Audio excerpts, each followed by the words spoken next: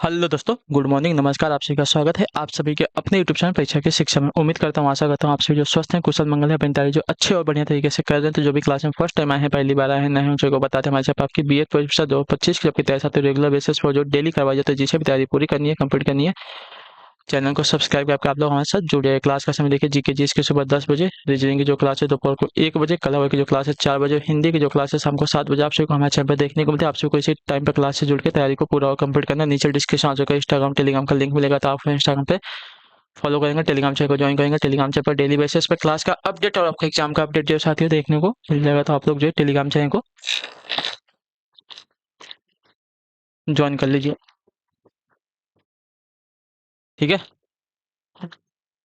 Telegram channel को आप लोग ज्वाइन कर चलें। क्लास स्टार्ट करें बिना किसी देरी। एक एक क्वेश्चन आपके एग्जाम के लिए बहुत इंपॉर्टेंट है। ध्यान से एक एक क्वेश्चन को देखिएगा, समझिएगा और बताने की कोशिश कीजिएगा इसका उत्तर क्या होगा, ठीक है। पहला क्वेश्चन आपके सामने। क्लास स्टार्ट करने से पहले सभी से रिक्वेस्ट है, जिसने अभी तक क्लास को लाइक नहीं किया लाइक करेंगे, शेयर नहीं किया शेयर करेंगे, जिसने अभी तक चैनल को सब्सक्राइब नहीं किया वो लोग चैनल को सब्सक्राइब करेंगे, ठीक है। पहला क्वेश्चन आपके सामने दिया गया, निम्नलिखित में से कौन सा सिंधु घाटी सभ्यता से संबंधित स्थल नहीं है, बताइए। कौन सा जो है सिंधु घाटी सभ्यता से संबंधित स्थल नहीं है? तो आपका राइट आंसर यहाँ पे हो जाएगा तो पाटलिपुत्र। ऑप्शन नंबर जो आपका सी दिया गया है आपका राइट आंसर होगा। क्लियर सभी को इसके बारे में? कालीबंगन, रोपड़ और लोथल जो है ये आपके संबंधित हो जाएंगे। क्लियर सभी को? अगले क्वेश्चन की तरफ बढ़ेंगे। आपका दूसरा नंबर है, उत्तर दीजिएगा। राइट आंसर का क्या हो जाएगा? उपनयन समारोह से क्या तात्पर्य है, बताइए। उपनयन समारोह से क्या तात्पर्य है? तो उपनयन समारोह से तात्पर्य है बच्चे को पवित्र जनेऊ धारण करवाया जाता है। तो ऑप्शन नंबर जो आपका सी दिया गया है आपका राइट आंसर होगा, ठीक है। उपनयन समारोह में जो है बच्चे को पवित्र जनेऊ धारण करवाया जाता है। ऑप्शन नंबर आपका सी राइट है। अगले क्वेश्चन की तरफ बढ़ेंगे। तीसरा नंबर है, उत्तर देने की कोशिश कीजिएगा। राइट आंसर का पाली में बौद्ध ग्रंथों को आमतौर पर त्रिपिटक यानी कि थ्री फोल्ड बास्केट कहा जाता है। इनमें से कौन सा त्रिपिटकों में से नहीं है? अभिधम पिटक, सुत्त पिटक, उपासक पिटक, विनय पिटक। तो आपका राइट आंसर यहाँ पे हो जाएगा साथियों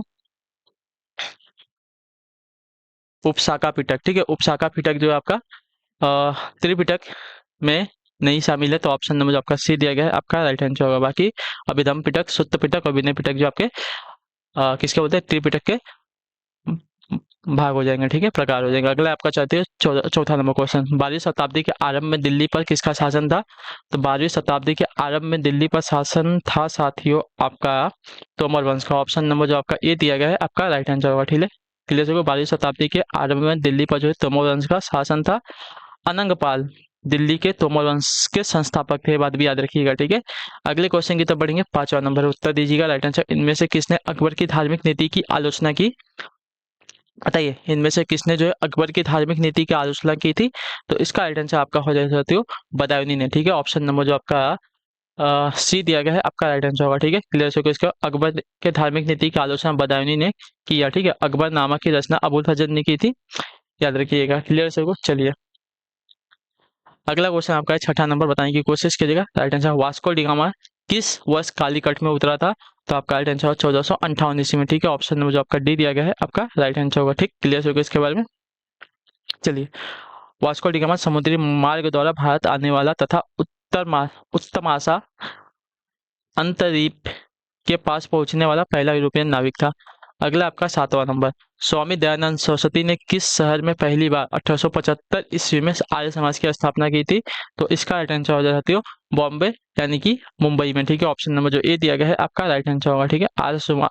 आर्य समाज एक हिंदू में सामाजिक धार्मिक सुधार आंदोलन है, जिसकी स्थापना स्वामी दयानंद सरस्वती 1875 ईस्वी में बॉम्बे में यानी कि मुंबई में की थी, ठीक है।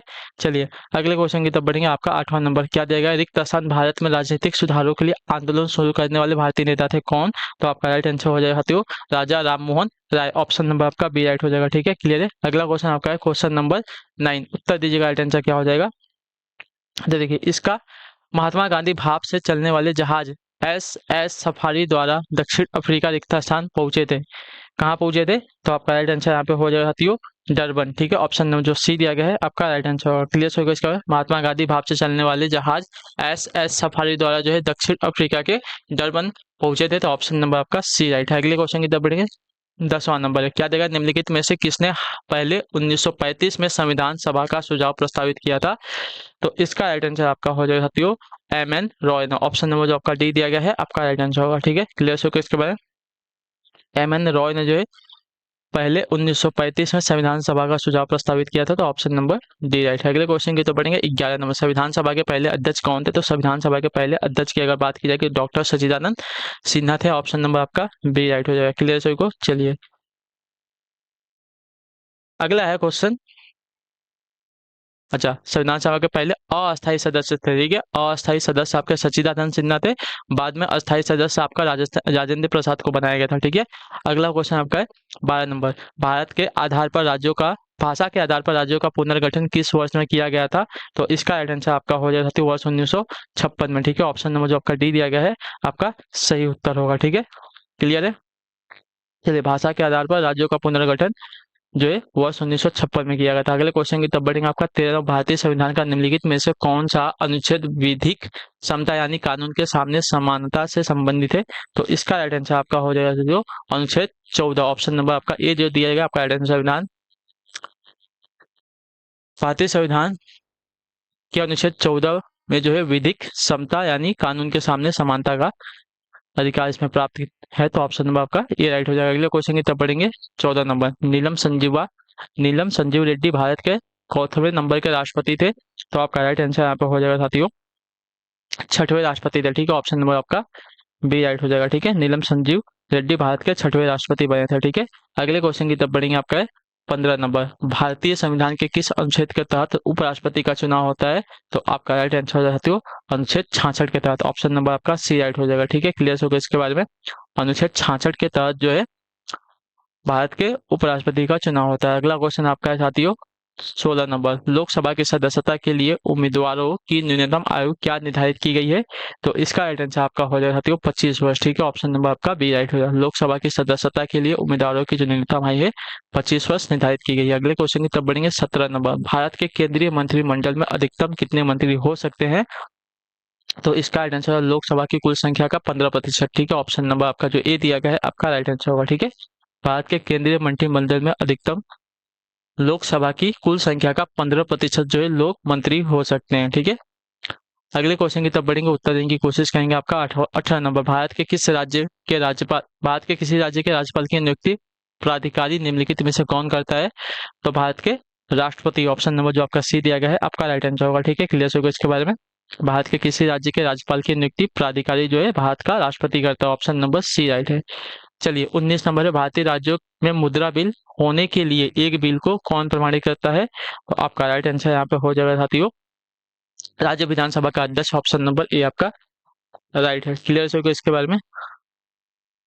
क्लियर है या नहीं? चलिए अगले क्वेश्चन की तरफ बढ़ेंगे। आपका 20 नंबर बताइएगा राइट आंसर। भारत में महिलाओं के लिए आरक्षण उपलब्ध है, बताइए भारत में महिलाओं के लिए आरक्षण उपलब्ध है? तो आपका राइट आंसर पंचायती राज निकायों में, ठीक है। ऑप्शन नंबर जो आपका सी दिया गया है आपका राइट आंसर होगा, ठीक है। क्लियर? भारत में महिलाओं के लिए आरक्षण उपलब्ध है पंचायती राज निकायों में, ठीक है। अगले क्वेश्चन की तरफ बढ़ेंगे। आपका 21 नंबर, 21 जून को दोपहर को सूर्य की स्थिति एकदम सिर के ऊपर कहाँ पर होती है?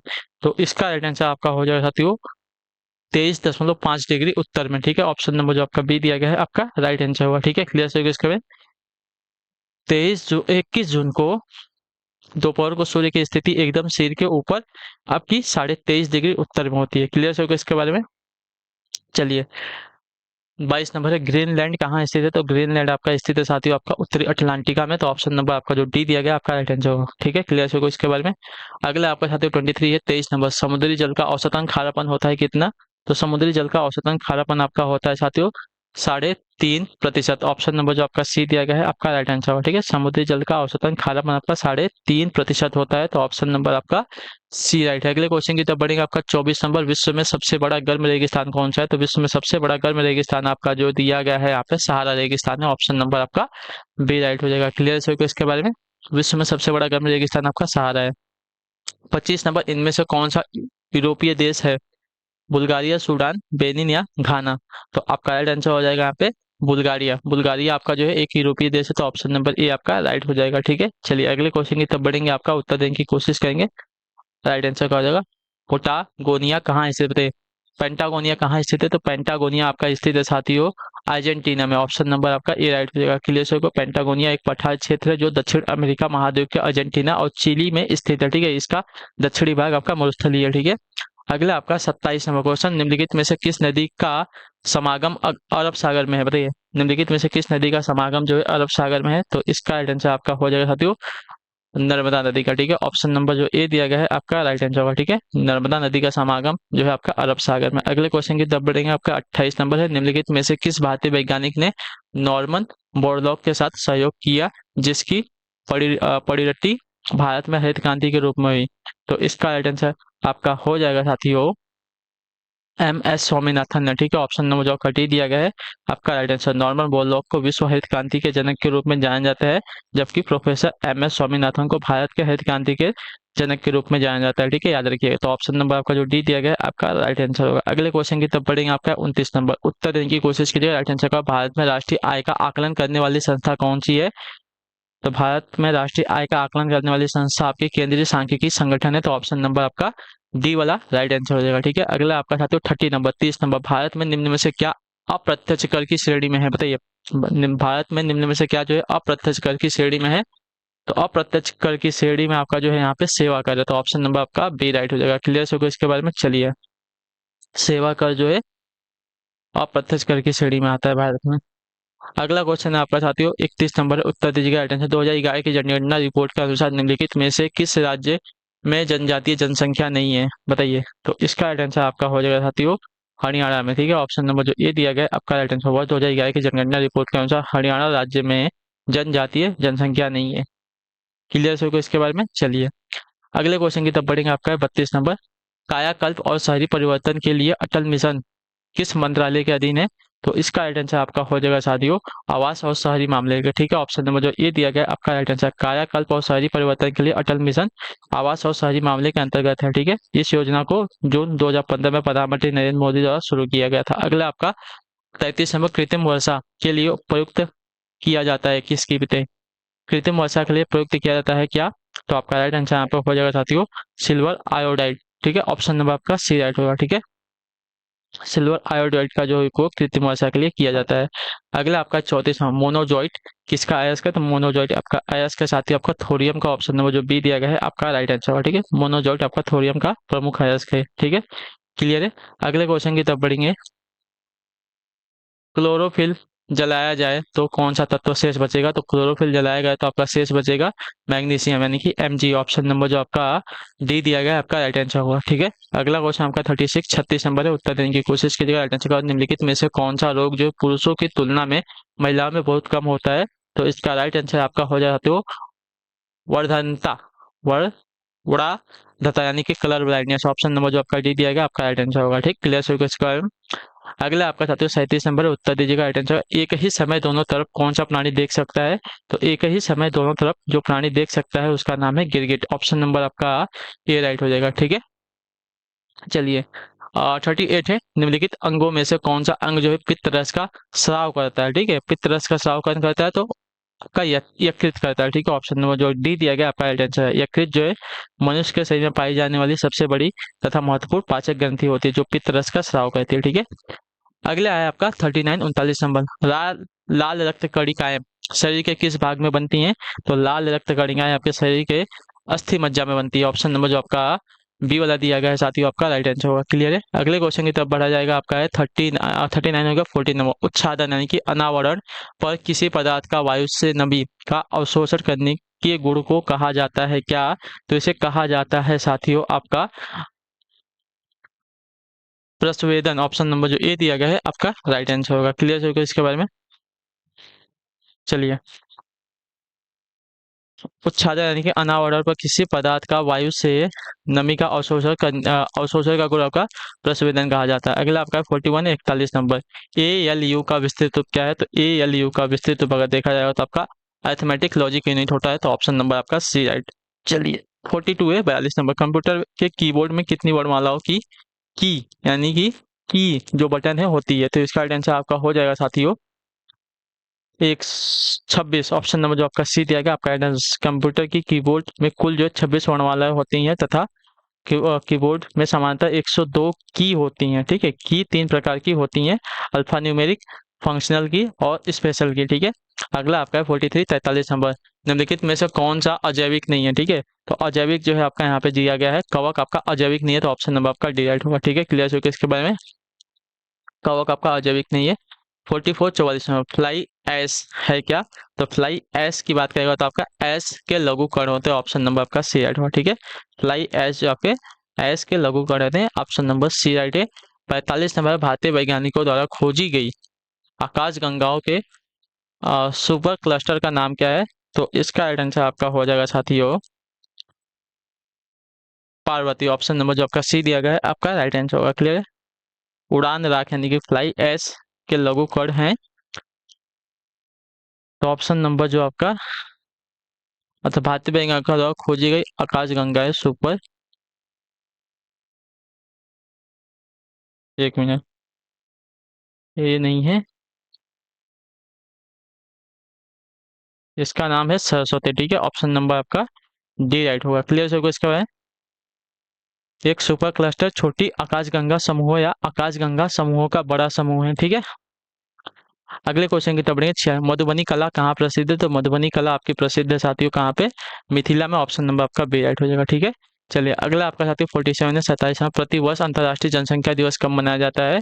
तो इसका आंसर हो जाएगा 11 जुलाई को, ऑप्शन नंबर आपका ए राइट है। अगला आपका साथियों है 48 नंबर, उत्तर दिया वैश्विक स्तर पर प्रथम अंतर्राष्ट्रीय योग दिवस मनाया गया 21 जून 2015 को, ठीक है। ऑप्शन नंबर जो आपका बी दिया गया आपका वैश्विक स्तर पर प्रथम अंतर्राष्ट्रीय योग दिवस आपका 21 जून 2015 को मनाया गया था प्रधानमंत्री नरेंद्र मोदी के द्वारा। 49 नंबर, ब्रिक्स देश का एक हिस्सा कौन सा राष्ट्र नहीं है? तो ब्रिक्स देश का एक हिस्सा आपका जो दिया गया है यहाँ पे कौन नहीं है? तो आपका आंसर हो जाएगा ब्राजील, ठीक है।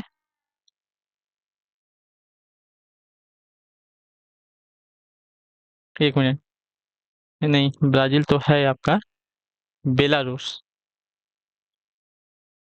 बेलारूस जो है इसका हिस्सा नहीं है, तो ऑप्शन नंबर आपका बी राइट होगा, ठीक है। अच्छा कौन सा राष्ट्र आपका एक हिस्सा पूछा है ना, कौन सा एक हिस्सा है? तो आपका राइट आंसर होगा ब्राजील, ठीक है। ब्राजील, रूस, भारत, चीन और दक्षिण अफ्रीका जो इसके हिस्सा हैं, ये सब आपके हिस्से नहीं है। चलिए अगला आपका 50 नंबर, उत्तर प्रदेश के निम्न में से कौन से जिले की सीमा मध्य प्रदेश के साथ साझा नहीं करती है? तो आपका राइट आंसर हो जाएगा साथ ही यहाँ पे अलीगढ़, ठीक है। बाकी इलाहाबाद, मिर्जापुर, इटावा ये सभी जो है साझा करती है। क्लियर सर को। चलिए इसी के साथ जो आपकी क्लास है आज की यहीं पे पूरी होती है, कंप्लीट होती है। उम्मीद करता हूँ आपकी क्लास जो अच्छी लगी, पसंद है तो अपना जो फीडबैक है क्लास का नीचे कमेंट में बताएं। क्लास अच्छी लगी क्लास को लाइक किया, चैनल पहले चैनल को सब्सक्राइब करेंगे। हम आपसे मिलते हैं आपकी नेक्स्ट क्लास में, तब तक के लिए टाटा बाय बाय, जय हिंद जय भारत। आप सभी का क्लास से जुड़ने के लिए बहुत बहुत ही धन्यवाद साथियों।